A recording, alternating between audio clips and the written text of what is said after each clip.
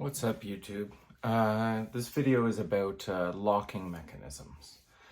So here I've got laid out one, two, three, four different kinds, the four major locking mechanisms of folding knives. So we're going to go through frame locks, compression locks, button locks, and liner locks. You see a lot of knife YouTubers talking about which is the strongest locking mechanism, most dependable, whatever, and everyone has their opinion. Here's the thing. I don't think that there is the strongest. I'm sure that theoretically there is a stronger one over all the others or whatever.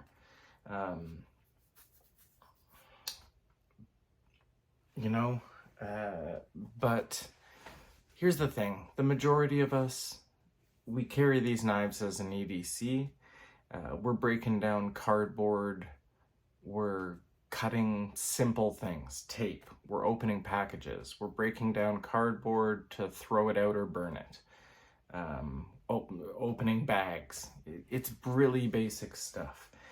None of us are doing crazy bushcraft stuff. We're not using these knives in knife fights. We're not hitting material really hard with these knives. So honestly, all of these locks are strong enough to do the jobs that the majority of us are using a folding knife for. But without further ado, let's start with frame locks. So I'm going to start with something weird. So this knife is a Finch knife. This is the Finch Buffalo Tooth. I think this knife is beautiful. A lot of people seem to think that it's ugly. It's got some weird dimensions, but that's the knife. And as you can see right here, there's the frame lock. Maybe frame lock isn't the best knife for a beginner, because at the end of the day, your finger is in the cutting path when you choose to close the knife. I think maybe for a beginner, in terms of folding knives, maybe the better locking mechanism would be something like a button lock, since your fingers are completely out of the cutting path as the knife closes. But this is an example of a frame lock. Another example, I've got a Kizer Begleiter in titanium. This particular one I heat anodized myself. It came out okay, but it's not super vibrant. But very cool knife. Frame lock, obviously, as you can see there, right? Yeah, that's an example of a frame lock. I also have a Zero Tolerance 0562, another knife that I heat anodized, but this one came out really well. Some very vibrant colors, and just, I love this knife to death. This is a very classic frame lock design. This is a Hinderer collaboration. Yeah, it's got the over travel stop, and yeah, this is a great frame lock example here. But moving on, so to compression locks. So I'm going to start with one that's, I don't know, controversial or whatever. This is a compression lock. This is a Spyderco Smock. It is technically a compression lock, but they've added a button here and reversed the compression lock. And what happens is, as you can see that it's a compression lock right here. And all they did was reverse it and add a button. So the button presses over the compression lock and, makes it work. So it kind of converts the compression lock into a button lock. And as far as I'm concerned, this is the future of button locks, because button locks or plunge locks are not as dependable. They can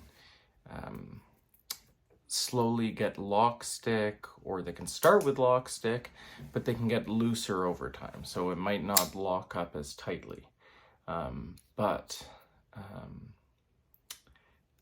the way that they've done this by adding the button is just, I think that it locks up a lot better. But again, we're cutting boxes and stuff, so they all lock up enough to do what we want to do with them.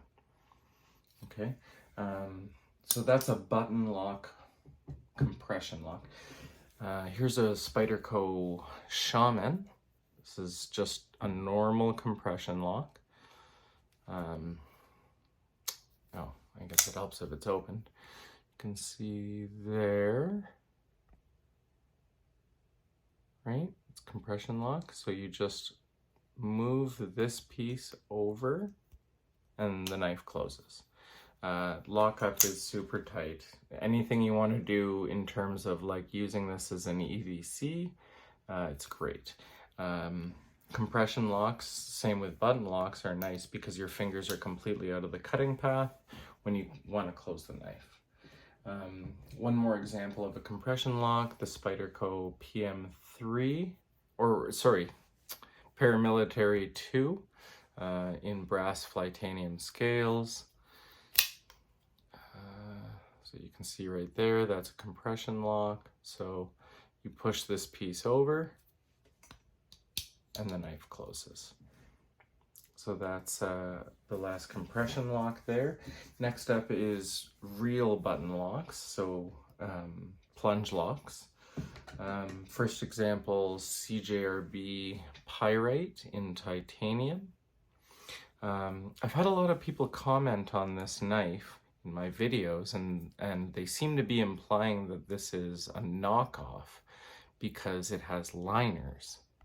So I'm not entirely sure why they think that, and all I can think of is that I'm pretty sure that the stainless steel version, not the titanium version, does not have liners, and it's just full stainless scales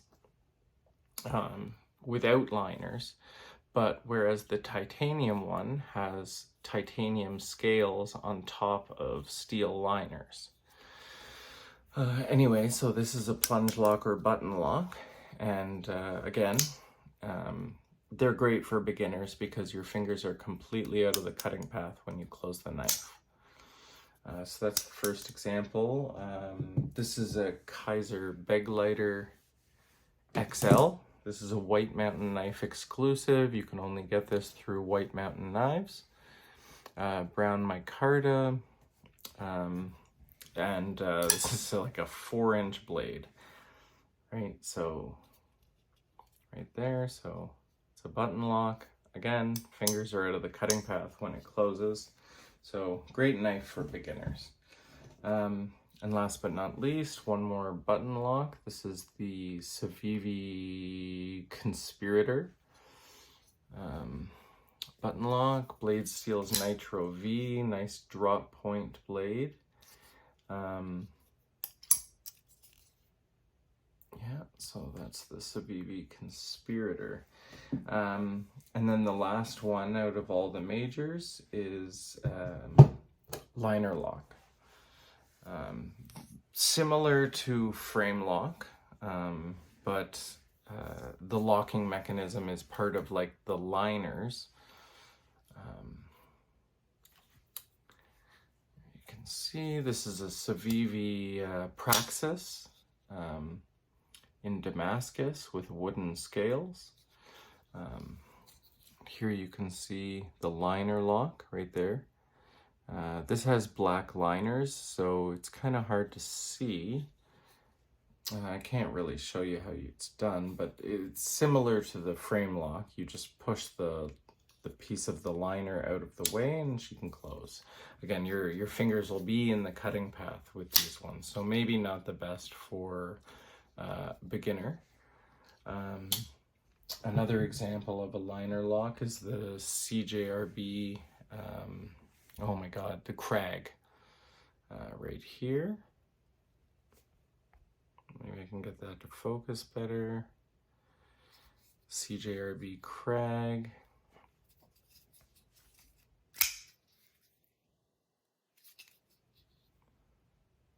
That's okay, you can see that a lot better. So it's other than the frame lock, it's like a line, well, it's a liner lock. So instead of the frame or the scales being where the locking mechanism is, it's part of the liner. Yeah.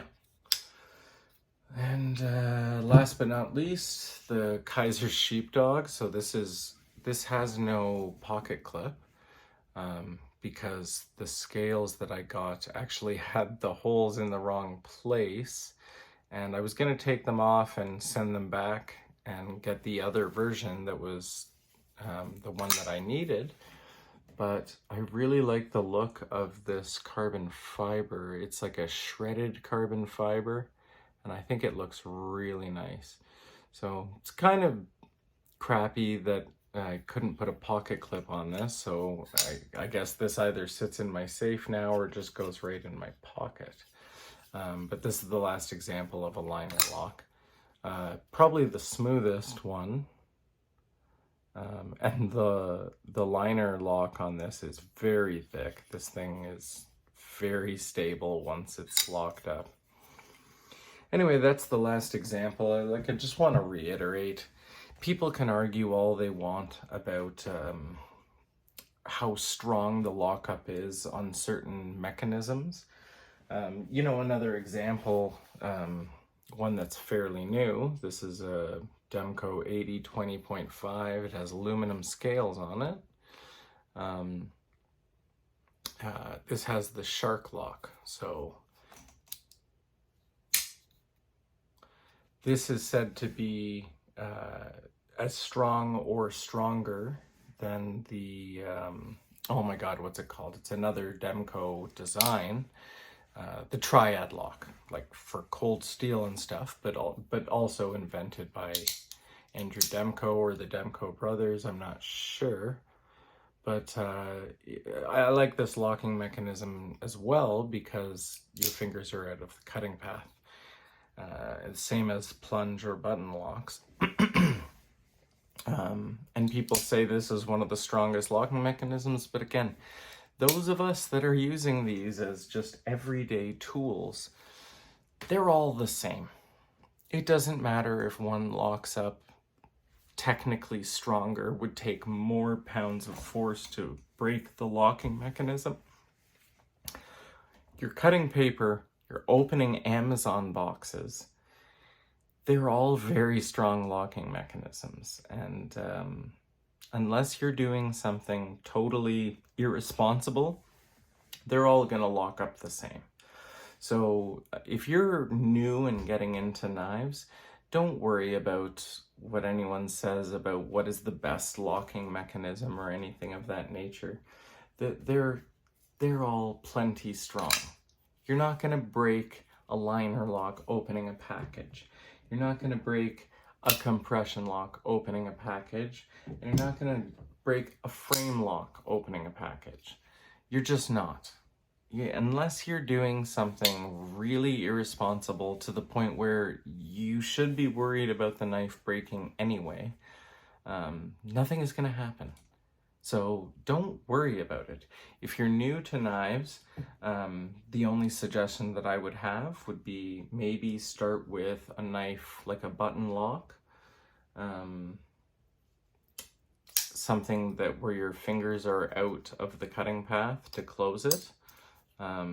You're a lot less likely to cut yourself with a button lock. Or, I mean, if you're going to go all the way to something like a shark lock, the only difference is that the 80-20.5 in, well, like in Canadian dollars is like $450.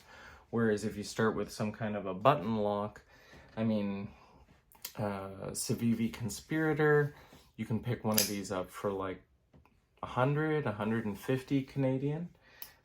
Whereas again, the Demco 8020.5 is going to be like 450. Yeah, so again, don't worry about which is the strongest lockup. You're not doing anything, or at least you shouldn't be doing anything that could actually compromise the lock. They're all the same. It's really all that what's comfortable for you.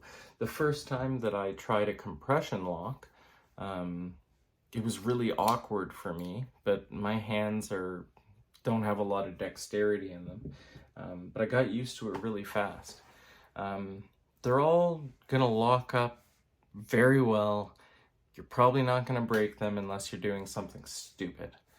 But yeah, that was my basic breakdown of all the locking mechanisms again. So it's frame lock, compression lock, button lock, liner lock. And then, you know, brand new this year or last year, I can't remember, is the Shark lock. And then other Demco locks like the Triad lock and things of that nature.